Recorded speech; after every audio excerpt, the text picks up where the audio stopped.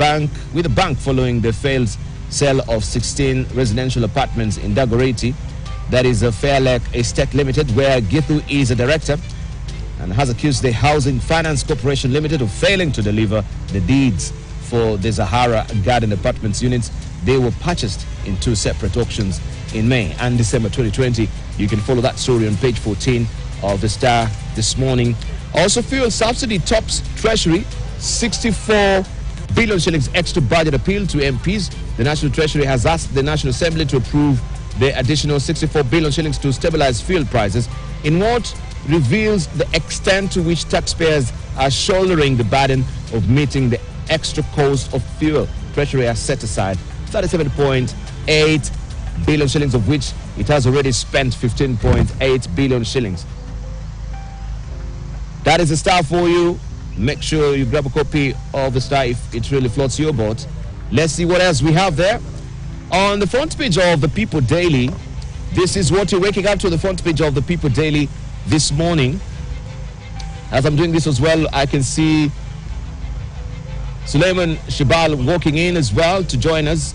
And of course, we shall be carrying out that particular conversation that I told you, looking at the current state of play in the country, what is happening right now with the contracting economy, and how providential we are having this particular event today here at Safari Park. All about the 19th National Prayer Breakfast, coming very timely when the country is in a very heightened political situation. On the front page of the People Daily, it's all about the polls.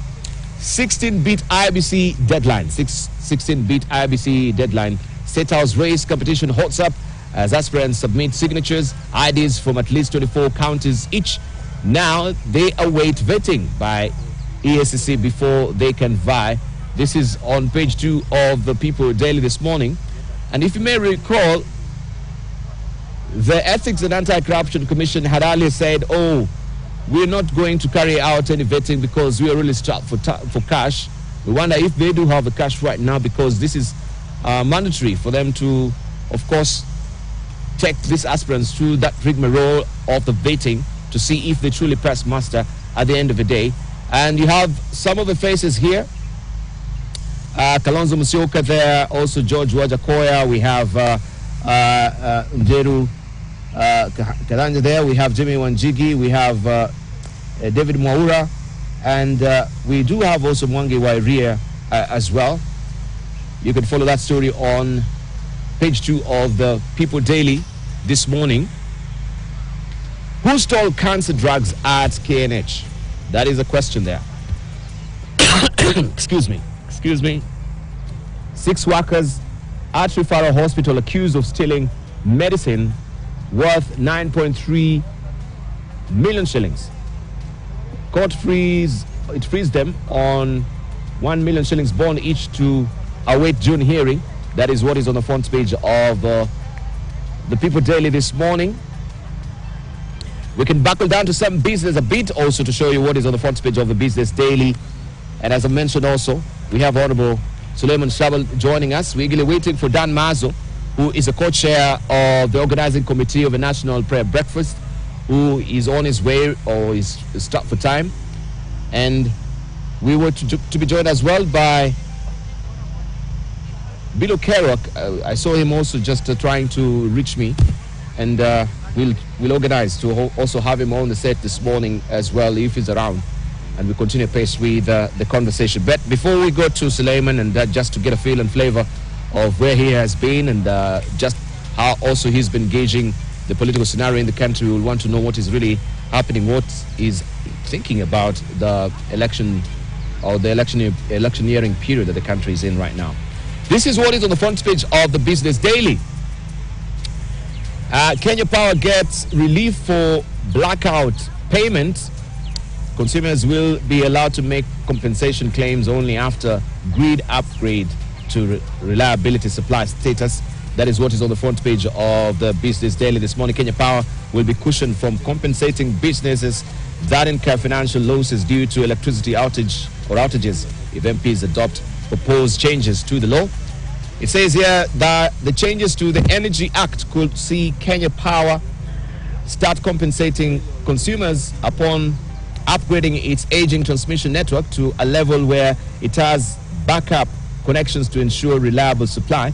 And you have the story on page 4 of the Business Daily this morning. Taxpayers spent 260 million shillings on Kibaki's state funeral. Taxpayers spent 260 million shillings to finance the state funeral for former President Mwai Kibaki, who died in April, aged 90. You can follow the story on page 2 of the Business Daily as well. And how Githu bought 16 apartments through proxy in botched auction. Former Attorney General Githu Muigai used a proxy to buy 16 apartments in Nairobi's Ngong Road through a botched auction deal. Professor Muigai is now seeking a refund of 100.5 million shillings from a bank that auctioned the properties 2 years ago in a suit that threatens to reveal secret financial dealings of the former chief government legal advisor. You can follow the story inside the Business Daily this morning.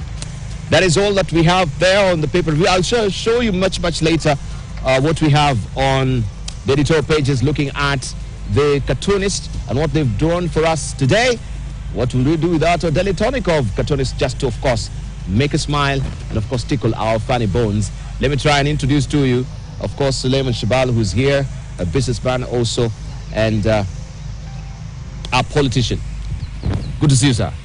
Good morning, Jabal. I can see you, trying to... I'm having a problem concentrating on you and the bees around here. Yeah, I don't know what's happening. Maybe nice atmosphere, but... We should look out for a candle. We lit it up so that it can be scared away. Yeah, indeed. So you'll have to juggle that, trying... Yes, okay, I'll help you. Trying to swat away the bees and, of course, keep the conversation going. But nonetheless, good to see you. Good to see you too. It's been a while. Yes. You've been on the campaign trail. We've been all over the place. All over the place. And, earlier we were talking to Moniki Mogeria and also Gerald Gidinji, who is a former, deputy governor of Kiambu. Yes. And, of course, part of the organizing committee of the National Prayer Breakfast. And we're saying how providential that we're having this prayer breakfast. It's a breath of fresh air, just as it is this morning at Safari Park. Fresh air, the sun also, the break of dawn, breaking around us today. For us who normally have this, morning shows, we hardly see the sun, when it's rising. So it's a beautiful thing just to see, the dapples of, and the shimmering of, the sunlight, breaking through the trees as well. But good to see you nonetheless. Thank you. We want just to get a gauge of where we are as a country, and as I've mentioned, how providential that we do have this particular prayer breakfast today after a 2 years hiatus because of COVID-19 pandemic. I think we are all grateful that the elections are going on, or the campaign is going on peacefully. I am very optimistic about this election because for the first time in a long time, we're seeing people aligning themselves to positions rather than to tribes. Yes. This is not a tribal election. For the first time, you see all the major tribes on both sides of the divide. Back home in the coast, we have people on the Azimio side, we have people on the Tanga side. In Central, you are seeing the same thing. So I think in a way this is good for the country. We are going in the right direction. And I'm hopeful that in this prayer meeting, the prayers of the country is that we will have a peaceful election. Ultimately, that's what all of us want. It's the peace in the country that is the most important thing. That's what I'm looking forward to. Peace in the country. Yes. But do you think the politicians are polarizing the country with their sentiments right now? Some of them, having bugbears and fears that, some of the pronouncement that you've had from the podium is, these elections will be rigged. We don't trust, certain agency. We have CSS who are interfering with the politics of the day, and it seems they are leaning on one side.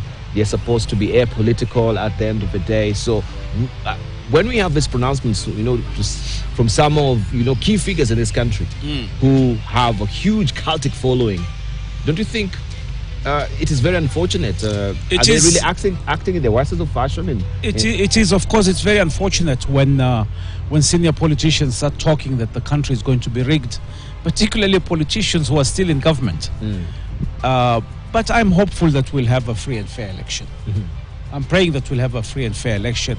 But Debal, if you look back into our history, every elections you will find some politician or the other crying wolf before the time. And many times you find that people who sense defeat are the ones who start raising this thing. Oh, this is going to be a rigged election, this is that. But I'm confident we'll have a fair election. All right, Horrible Suleiman Shabal, of course, we've not heard from you, especially after very heightened nominations there, and we know also you pulled out of a race, you know, to leave it, especially we're talking about, you know, the governor's race of Mombasa. And we just want to hear from you, looking at the decision that you made to pull out from that particular race, and a lot of also people who are following you saying, no, we're protesting, you know, we wanted you, why have you not consulted us? At the end of the day, we're just pulling out on us, you should have, you know, consulted. You've not really spoken about this, and you've been milling out about this. Maybe you took your time to reflect. I don't know if you've been watching over your hearts as well and boozies. You can tell us, as other leaders have been doing as well. And then now, at least you have clarity of thought. Yeah, unfortunately, it's my wife who keeps them boozies, not me, you know. And she keeps them in our house in Shanzu. In your house? In my house in Shanzu, of all places. But, you know, that's she's the boss, ultimately. But this decision to step down as governor was very painful. It was very painful. Extremely painful. Because I know that we have a huge following. Yes. But ultimately, Mombasa was getting very polarized. Mombasa is divided. And to me, our priority is how do we bring development to Mombasa. Yes. That's our number one priority. And the priority means starting the special economic zones, which they've been talking about for the last 10 years. Reviving and making sure we benefit from the port. Yes. The same way Turkana is going to benefit from the oil and Narok benefits from Masai Mara, we should also benefit from the port. Indeed. Okay. We talk about SGR. Initially a great project, but somewhere along the way that train came and hit us in the night. So we have to do a bit of restructuring there. And there are two ways of changing Mombasa. Either at the governor's level or at the national level. And the national level is to mobilize resources to make sure that these plans that we have are actually implemented. So when we had a discussion with the honorable the honorable former Prime Minister Raila Odinga, he suggested, let's not fight in Mombasa. Let him run as governor. You come and work at the national level. Let's push forward these projects that you are very keen to promote. And if I can create 10,000 jobs for the people of Mombasa, I'll be a very happy man. That's the most important thing that our youth need right now. If we can bring changes to Mombasa, if we can create jobs, if we can bring water, all these are national level objectives. So I think sometimes along the way, you have to look at the bigger interest. Bigger interest. Yes. Right. Of course, as a Suleiman Shabal, as the individual, I would have preferred to be the governor of Mombasa, I'm sure. And there are thousands of people in Mombasa who are extremely unhappy with that decision. But there comes a point. But it was not your decision, of course. No, it's not. It wasn't my decision. It was a decision that I was convinced was in the bigger interest of the people of Mombasa and Kenya. But a painful decision, nevertheless. Painful decision, Yes. nevertheless. Yes, yes, indeed. But so, in other words, because I've been to Mombasa as well, and we've seen some of the projects that you're still rolling, working hand in hand with also the county government of Mombasa. We're talking about the Buxton houses as well. These are affordable houses for the people of Mombasa, and primarily for that particular region, Buxton region, where for the longest time they've been renting these houses. But you said, okay, why can't we refurbish these houses? Why can't we have more resilient houses, especially in light of what is happening with the climate change at the end of the day? So this particular project you started, you know, now that you're not running for this particular race, where does it stand? The project has to continue. You see, we need to look 10 years ahead. 10 years, yes. Okay, let's not keep looking backwards. And whenever you introduce something that unsettles people get very unhappy. But Buxton was a completely dilapidated estate. just like the hundreds of estates that we have in the country.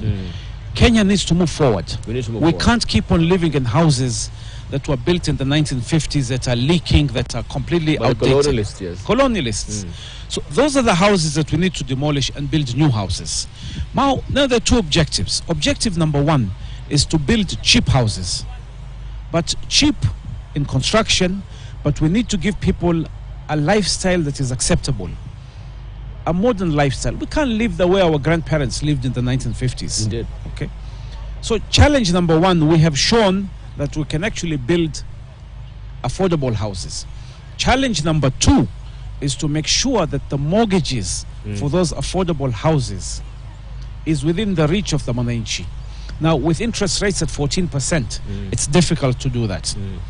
So government has to step in and find a way to subsidize housing.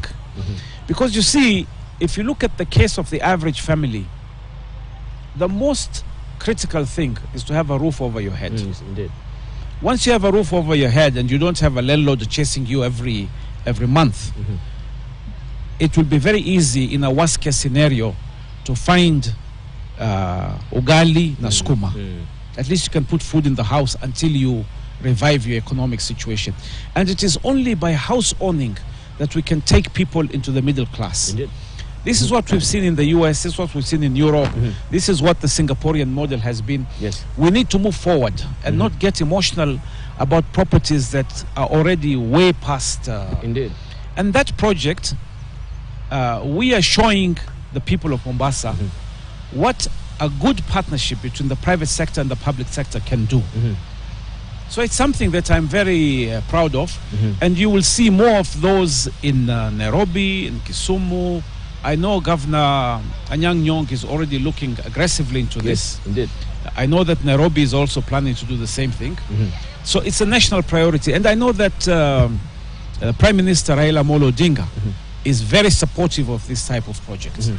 But we've had Prime Minister Raila Odinga also, making such pronouncements that will build, houses for every citizen of Kisii County.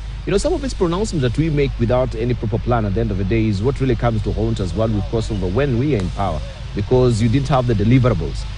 These were just pronouncements that were made willy-nilly, off the cuff from the podium sometimes. No, Dibal, these are not willy-nilly pronouncements. Let's look at reality. When a family owns their own home, yes, you're pushing them into the middle class. Nothing major and nothing significant like this can happen overnight. Yes. Now, President Uhuru already started this program, and he had a lot of resistance. If we had raised that housing fund that Kotu had aggressively opposed, government would have had the money to subsidize these houses. Yes. But Kotu is now having a change of heart. They're beginning to understand the program, so the funding will be there. Then we've gone through a lot of legal challenges. Yes. I mean, in Mombasa, I've had maybe 10 cases which have now been overcome, and the public is beginning to understand that there's value in these things. Yes. Changing a country is not an easy thing, but I am absolutely convinced that when we start providing families with their own homes which they can afford, instead of paying rent, you're building equity that you eventually own this house. I think that's the best thing that the country can do for its people. And the best example of this that I've seen is Singapore, Yes. where every Singaporean family owns their own house. Now, why can't we reach the same way? We as Kenyans, have to start thinking big. We as Kenyans have to start looking 10 years ahead. Yes. And stop having this short-term thinking that, and turn everything into an activist and a negative thing. Some of these programs are great ideas. Yeah, indeed. That we should implement, That we no should. matter how difficult they are to implement. Indeed. And I think also house is very key when we talk about housing, and it should be a key element of every government, because by midpoint of this century Africa will actually be a home to almost 25% of world's urban population. Correct. Yet, as of 2015, a third of sub-Saharan Africans living in towns and cities did not have access to many amenities, electricity, waters, water, I should say, and other amenities, sewerage, and the situation is particularly pressing also here in Kenya when we're looking at the slums around us as well. The government is making that good salutary effort. It's good that from your end also you're doing something about it.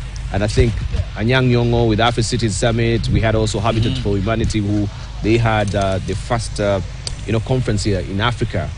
So Dibala, I can see you already have all the facts at your fingertips. I have all the facts. So why are you giving me a hard time early in the morning?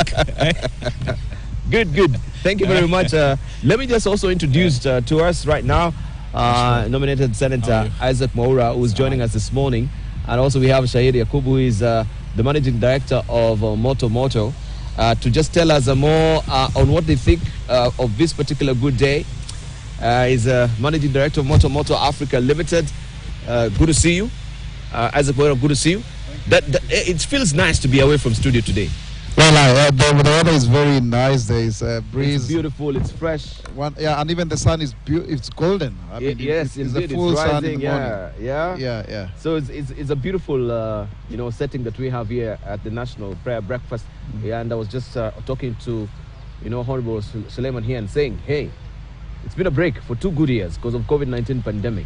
Yeah. And we miss seeing you. He's a good singer. He's actually part of the choir. I'm actually he's a part of a parliamentary, a choir that normally also. So today we're expecting a song or two from you. Yes, there are some songs there. I'm actually the one who constituted the prayer breakfast for the 12th Parliament.